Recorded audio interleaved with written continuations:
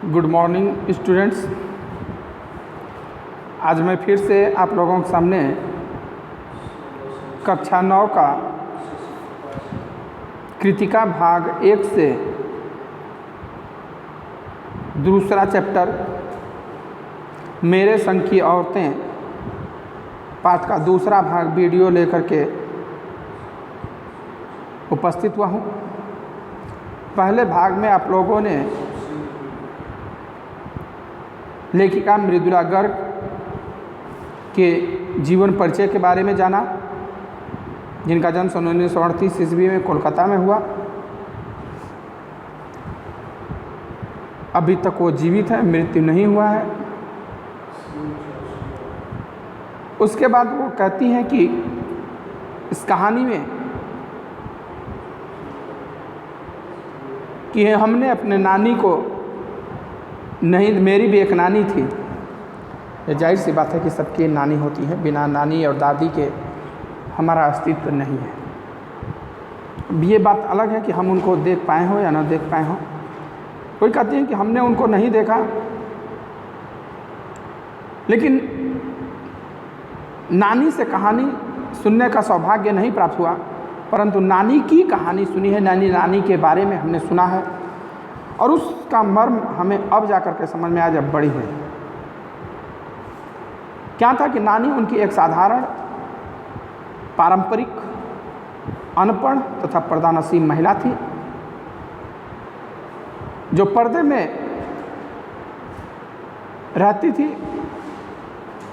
उनके शादी के कुछ दिन बाद ही उनके पति बैरिस्ट्री की पढ़ाई करने के लिए कैम्ब्रिज विश्वविद्यालय लंदन चले गए और जब वहाँ से कुछ दिन बाद लौटे तो बिल्कुल वो रंग रूप वेशभूषा चाल ढाल में अंग्रेजियत उनके ऊपर आ गई। परंतु नानी ने उनके जीवन में कोई हस्तक्षेप नहीं किया और ना ही अपने रहन सहन में कोई बदलाव किया। अपने मनमर्जी से जीती थी, अपने ढंग से काम करती थी। कभी भी नानी उनकी जो लेखिका की थी वो गैर मत से या परंपरा के विपरीत कोई कार्य नहीं करती थी। परंतु जब उनका अंत समय निश्चित आया, एक ऐसी बीमारी आ गई जिससे कि मृत्यु उनके जल्दी ही हो गई, असामयिक मृत्यु हो गई, तो वो मुँहजोर हो चुकी। मुँहजोर यानी कि अत्यधिक बोलने लगी और अपने पति से कही कि मैं पर्दे का लिहाज छोड़ करके आपके स्वतंत्रता सेनानी मित्र प्यारेलाल शर्मा से मिलना चाहती हूँ। पूरे घर के लोग इस बात से हैरानी में पड़ गए कि जो स्त्री कभी अपने पति से भी दूसरों के सामने बात नहीं की हो, आज वो गैर मर्द से क्यों मिलना चाहती है। लेकिन मौके की नज़ाकत की तबीयत उनकी खराब थी और समय भी कम था, तो सवाल जवाब करने की बजाय उनके पति गए और अपने मित्र को बुला लाए और उनके हुजरे में यानी सामने पेश कर दिया, उनके कमरे में। अब वो जो बात कही वो और भी हैरान कर देने वाला बात था। उन्होंने कहा कि देखिए, मेरी बेटी जो इकलौती बेटी थी अर्थात लेखिका की माँ के लिए वर का चयन आप करेंगे। वर अर्थात दूल्हा, उसके लिए दूल्हा आप खोजेंगे। मैं नहीं चाहती कि मेरे पति की तरह कोई साहबों का फरवा बरदार यानी कि चमचागिर मिले शादी करने के लिए बेटी से। मैं चाहती हूँ कि मेरी बेटी का वर आप जैसा ही कोई स्वतंत्रता सेनानी हो। देखिए, इस कथन का कितना बड़ा महत्व है कि जो औरत हमेशा पर्दे में रही, परंपराओं का निर्वहन करती रही, पर्दे में रहने, घर के भीतर रहने के बाद भी उसके अंदर देशभक्ति का इतना बड़ा जज्बा कि अपनी इकलौती बेटी जो कि बहुत नाजुक थी, बहुत सुकुमार थी, बड़े नाजों से पली थी, बड़े प्यार में पड़ी थी, उसको उसकी शादी एक स्वतंत्रता सेनानी से कराना चाहती थी। इससे बड़ा देशभक्ति का परिचय और नहीं मिल सकता है।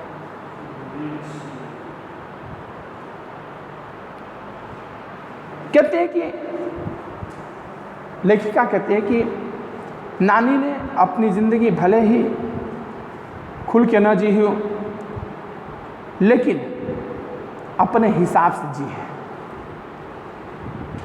दूसरों के तौर तरीक़ों में जीने की बजाय अपने तौर तरीक़े से जीने में जो आनंद है वो कहीं और नहीं है।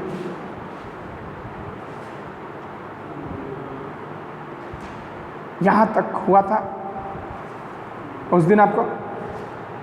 अब हम लोग देखते हैं यहाँ से, खैर इस तरह मेरी माँ की शादी ऐसे पढ़े लिखे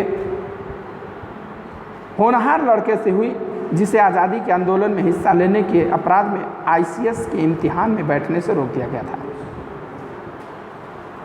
आईसीएस उस समय जो इस समय का आईएएस परीक्षा है, आईपीएस आईएएस का परीक्षा है, उस कैटेगरी का परीक्षा होता था।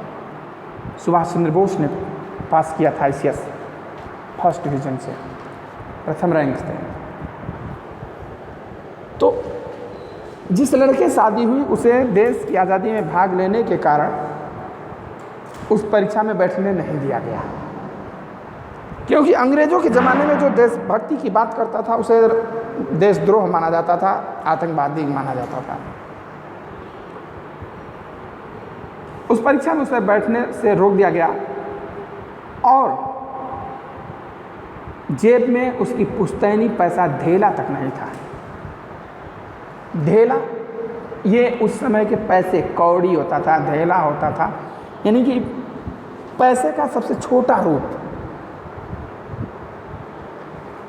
एक आना दो आना था तो उससे भी छोटा ढेला होता था। एक वो सांकेतिक पैसा होता था, उसकी बहुत वैल्यू नहीं थी, मतलब कि उसके पास पुश्तैनी पूर्वजों के द्वारा प्रदान की गई संपत्ति के नाम पर कुछ भी नहीं था। माँ बेचारी अपनी माँ और गांधी जी के सिद्धांतों के चक्कर में सादा जीवन जीने और ऊंचे ख्याल रखने पर मजबूर हुई। वो अपने माँ से प्रेरित थी कि जो इतना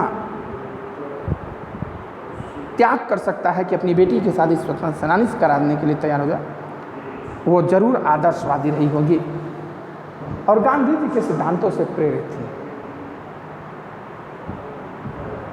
थी। इसलिए वो सादा जीवन उच्च विचार के सिद्धांत पर चलते थे। उनका यह था कि खादी की साड़ी उन्हें इतनी भारी लगती थी कि कमर चनका खा जाती थी।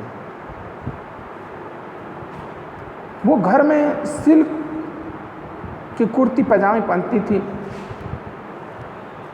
और ससुराल में साड़ी पहनना है, और गांधी जी ने स्वदेशी आंदोलन के चक्कर में सिल्क की साड़ी हल्की आती, उसको न पहन करके खद्दड़ की साग रही। उस समय इतना तकनीक नहीं था, खद्दड़ का साड़ी उस समय 4-5 किलो का आता था और वो इतनी कोमल थी, इतनी नाजुक थी, कमज़ोर थी कि वो साड़ी पहनने में उनकी कमर में चमका आ जाता, चमक पड़ जाता था, मोच आ जाता था। रात रात भर जाकर वे उसे पहनने का अभ्यास करते, जिससे दिन में शर्मिंदगी न उठा पड़े। उतनी मोटी साड़ी थी कि वो पहनी भी नहीं जाते थे। रात रात भर बेचारी जर करके अभ्यास करती रहती, प्रैक्टिस करती रहती थी कि सुबह कहीं साड़ी खुल न जाए। परंपराओं का निर्वहन वो भी करती थी माँ की तरफ में। वे कुछ ऐसी नाजुक थी कि उन्हें देखकर उनकी सास यानी मेरी दादी ने कहा कि हमारी बहू तो ऐसी है कि धोई पोछी और छीके पर टांग दी। इतना मतलब नाजुक, इतना कोमल थी कि लेखिका की जो दादी थी अर्थात इनकी जो सास थी लेखिका की माँ की, उन्होंने कहा भाई मेरी बहू तो इतनी नाजुक है कि उसको धोया पोछा और छीके पर टांग दिया। छीका छीका अब पहले के ज़माने में होता था जिस पे कि घर होते थे, घर का जो धरन बड़े होता था उसमें रस्सी बांध करके जिस पे दूध दही का कहतरी मटका रखा जाता था। तो मटका इतना नाजुक होता था कि थोड़ा सा लगे फूट जाता तो बड़े हिफाजत से धो धा करके उस पर टांग दिया जाता था ताकि कुत्ते बिल्ली भी न उसको जूठा कर सकें।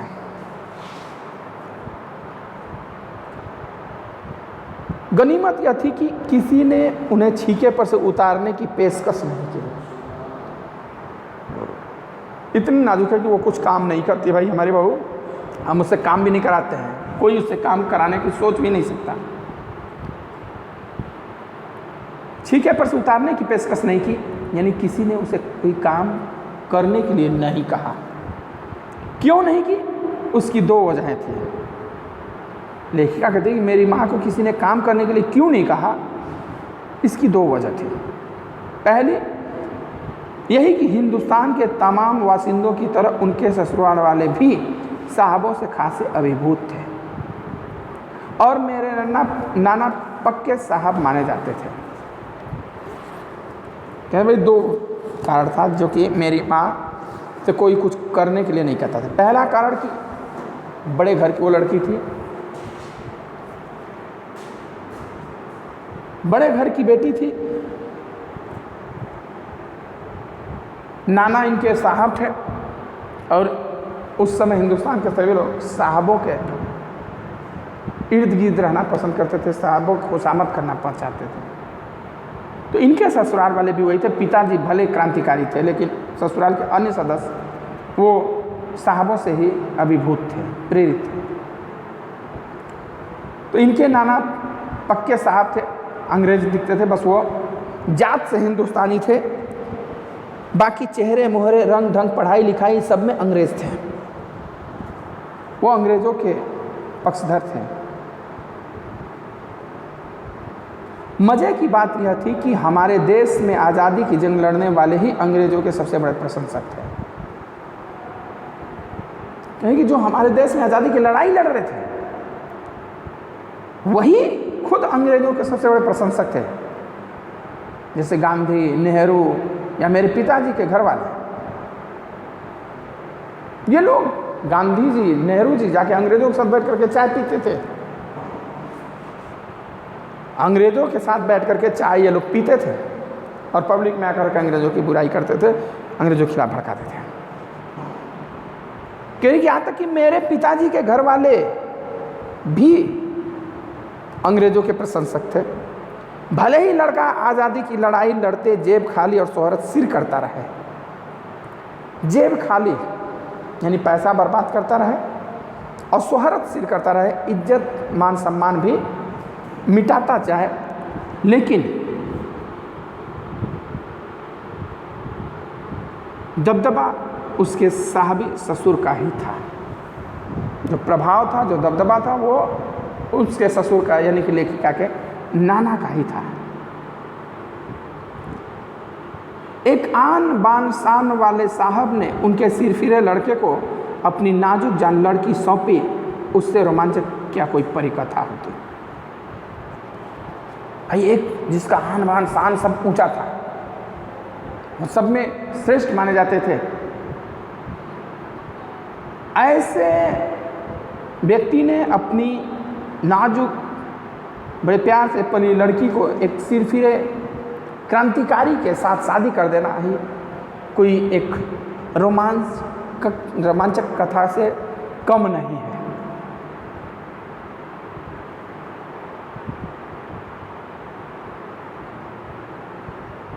नानी की सनक भरी आखिरी ख्वाहिश और नाना की रजामंदी वे रोमांचक उपकथाएं थी जो कहानी के तिलिस्म को और गाढ़ा बना चुकी थी। यानी नानी के लास्ट में सनक, मेरी बेटी की शादी सोचा था सनानी से हो, भाई मरते मरते वो उन्होंने जबान खोला था, और पिताजी का रजामंदी होना यानी इनके नाना का रजामंद होना, ये ही एक रहस्यमय कथा से कम नहीं है जो कहानी के तिलिस्म को और गाढ़ा बना चुकी है। तिलिस्म यानी रहस्य, तिलिस्म अर्थात रहस्य को और मजबूत बना चुकी है, गाढ़ा बना चुकी है, नहीं मजबूत बना चुकी है नाना की वजह से। यानी कि पहला काम कि नाना की वजह से लोग नानी का सम्मान करते थे, उनसे कुछ करने के लिए नहीं कहते थे लेखिका के घर में।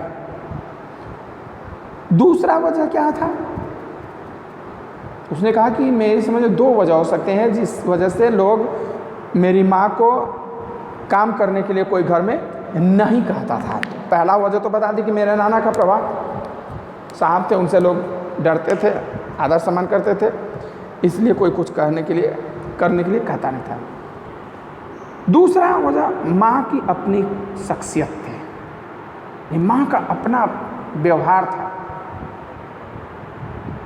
उनमें खूबसूरती, नजाकत, गैर दुनियादारी के साथ ईमानदारी और निष्पक्षता कुछ इस तरह घुली मिली थी कि वे परिजात से कम जादुई मालूम नहीं पड़ते थे। वो बहुत ही खूबसूरत, नजाकत, कोमल, गैर दुनियादारी के साथ ईमानदारी। देखिए ये दो जो शब्द हैं किसी भी व्यक्ति को महान बना सकता है। गैर दुनियादारी यानी दुनिया से कोई लेना देना नहीं, और ईमानदारी तथा निष्पक्षता।